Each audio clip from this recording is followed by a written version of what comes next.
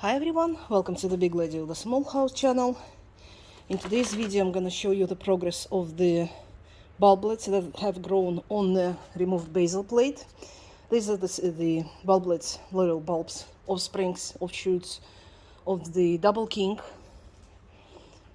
I had two pots with the double king. One of them was already treated and currently staying in the jar with the acaricide because these plants were growing outside. They caught the root mites, so definitely they need to have to be treated with acaricide, and then I'll have the leaves washed off with that.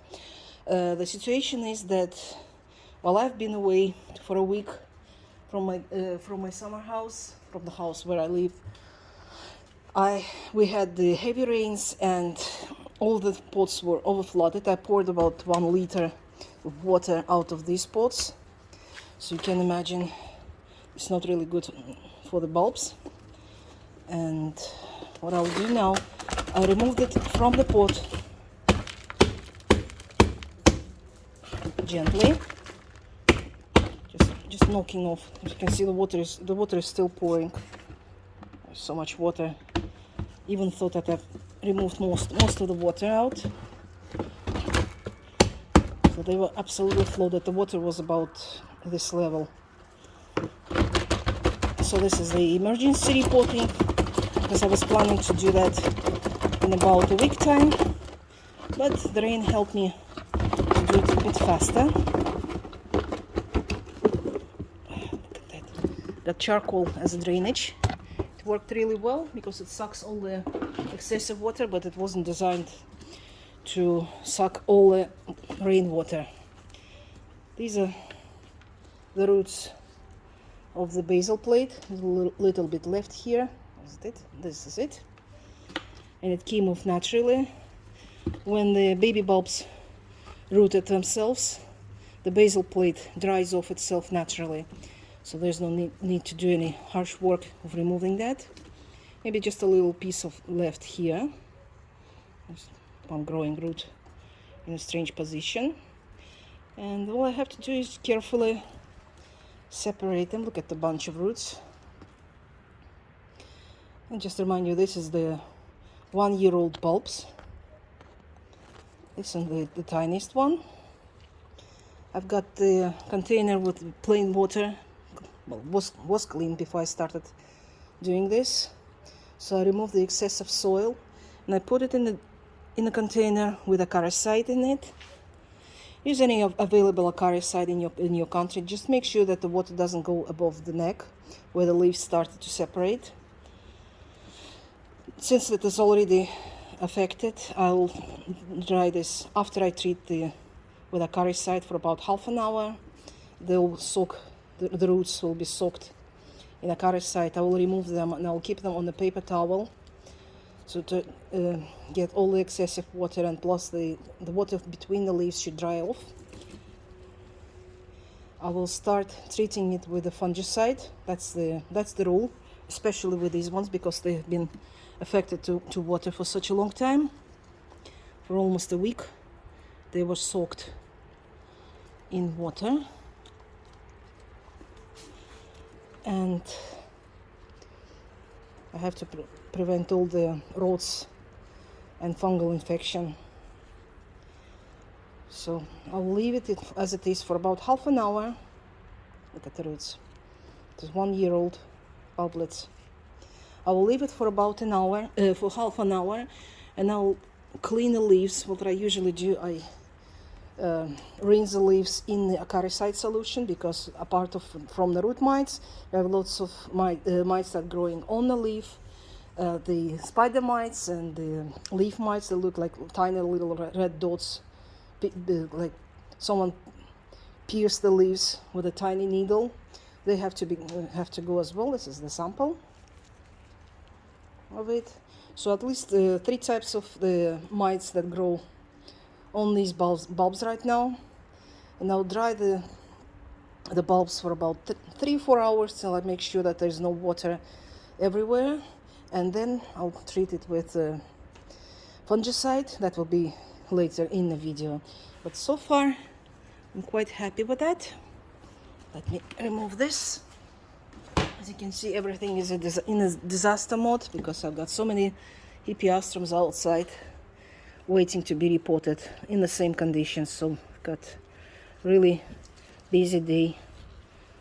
I'm trying to rescue all the hippeastrums.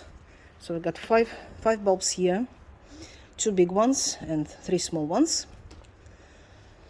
Well, different stage, and they all will be planted in a 35-liter container so they can grow nice and healthy. They'll get enough food and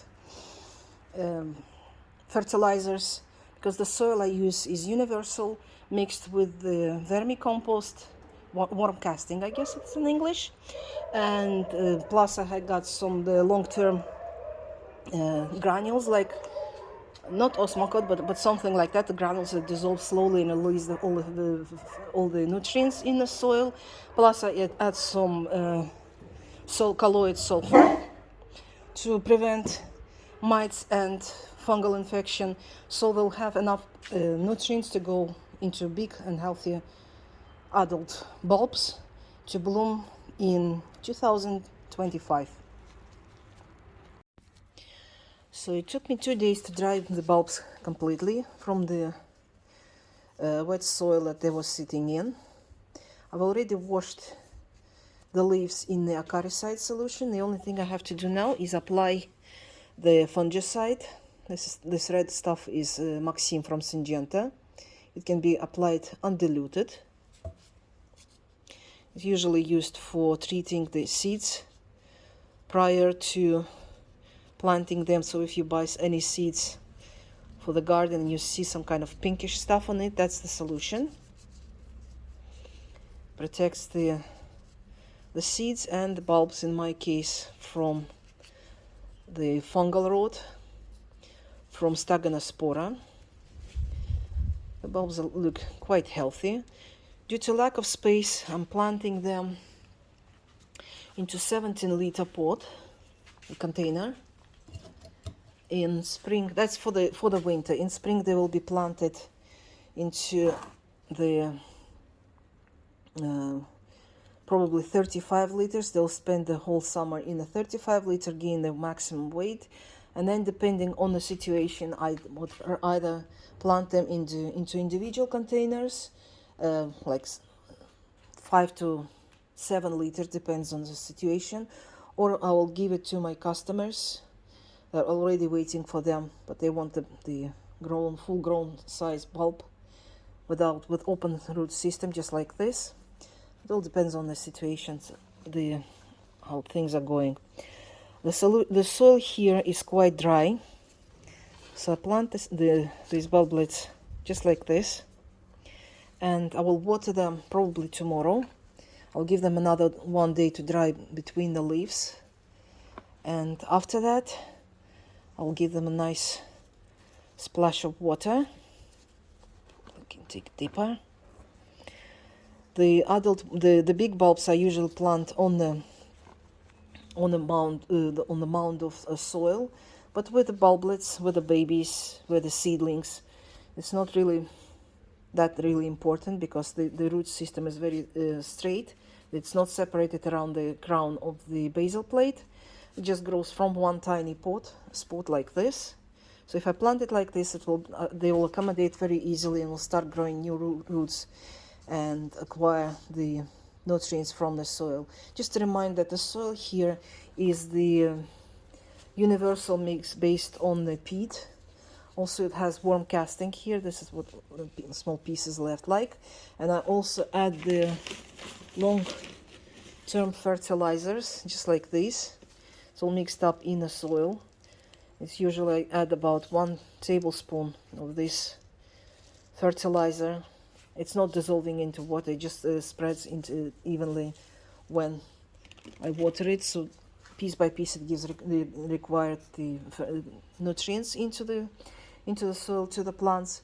So that would be enough for the winter, and in the spring I will repot them into 35 or maybe 60-liter container, so they can grow nice and healthy, get the maximum volume, prepare them for the blooming, and from that we'll see what happens.